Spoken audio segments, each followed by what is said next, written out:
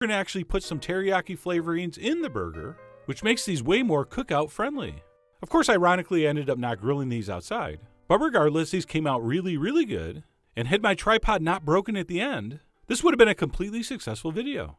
But we'll get to that. For now, let's get started with where's the beef? So I have 1 pound of ground beef, your standard 85% lean, 15% fat mix.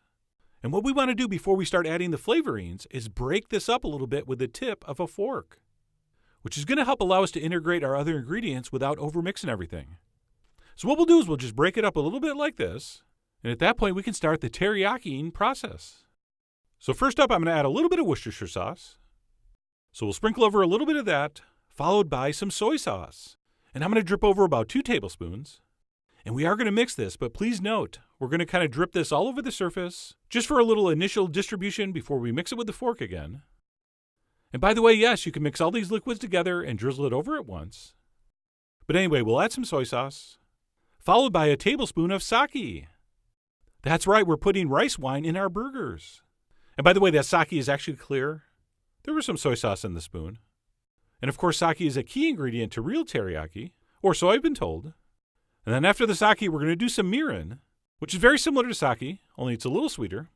So a little bit of mirin. And then we'll finish off with a little bit of hot sauce. I'm using sriracha, but that's up to you, of course. You are and always will be the boss of your sauce. And then last but not least, a little bit of brown sugar. Not too much. And then what we'll do is we'll take the fork again and give this a fairly gentle mixing. And the reason we're using a fork over our hands is because a fork is cold and sharp, as opposed to our fingers, which are warm and dull. So this is definitely a case where the tines are on our side. So we'll use the tip of a fork to mix this gently.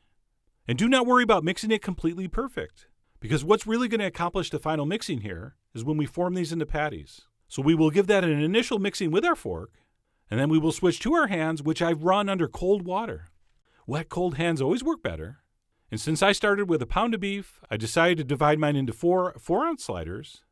And yes, 4 ounces is kind of a big slider. They're usually closer to 3. And by the time that burger is shaped into a patty form, everything should be perfectly mixed. And then once our burgers have been mixed and shaped, we could cook them immediately or pop them in the fridge until you need them. But I'm kind of hungry, so I'm going to grill a couple up. And the beauty of this recipe, because we don't have to worry about any sticky sauce, is that we can pretty much cook these any way we want. Charcoal grill, gas grill, or one of these grill pans, which really is a great alternative for grilling things when you can't get outdoors. So I'm going to cook those on what I'll call medium-high heat for approximately 3 or 4 minutes per side. And generally with these grill pans, you want to kind of leave things on there until you're going to turn them. But you know I'm a sucker for grill marks. So I gave mine a half turn to try to get that crosshatch pattern. And a little bit did stick on one of them, but not the other. I mean, why would one stick and not the other? These are the kind of wonderful mysteries you deal with when you cook. But anyway, like I said, I cooked that for about 3 or 4 minutes on the first side. And when I see that doneness going up this side, I'll flip those over and give them 3 or 4 minutes on that side. And just like if you were using a gas grill or a charcoal grill, when your burgers start to get a little bit of a dome shape and you see juices kind of coming up through the top, that's generally a sign you're pretty much done, unless you want these well done, which you don't. So right here I determined mine were ready, so I pulled them off, and I went to set up my plate, and my tripod broke. Yep, the threads on that thing that hold the camera steady totally got stripped, which is why for the rest of the video the camera's kind of moving and shaking, so my apologies. I was kind of surprised because this thing was imported and cost over $19. But anyway, I placed my teriyaki slider on a homemade sweet potato slider bun, and topped it very simply with a little lettuce and tomato, with Michelle's help. And then just so everyone's clear it's a slider and not a hamburger, I will add a pickle slice to the top and then impale everything with one of these fancy bamboo skewers. And our homemade teriyaki slider on homemade sweet potato slider bun is done, hun. And even though I spent 15 minutes trying to fix my tripod, and this thing was ice cold by the time I ate it, it still was amazing. Despite not being glazed, this had a beautiful teriyaki flavor, and because we carefully forked it and did not overmix it with our hands, had a beautiful tender texture. And again, I apologize for the camera movements. I'm basically holding it with one hand while I'm trying to eat with the other. And I was doing a pretty good job of keeping it steady until I tried to eat a potato chip and briefly lost control. But anyway, that aside, this really did come out great.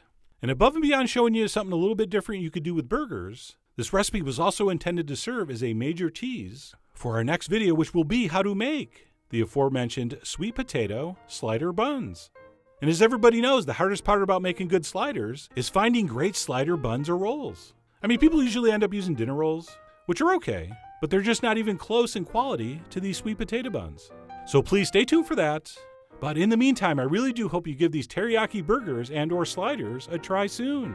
So head over to foodwishes.com for all the ingredient amounts and more info as usual.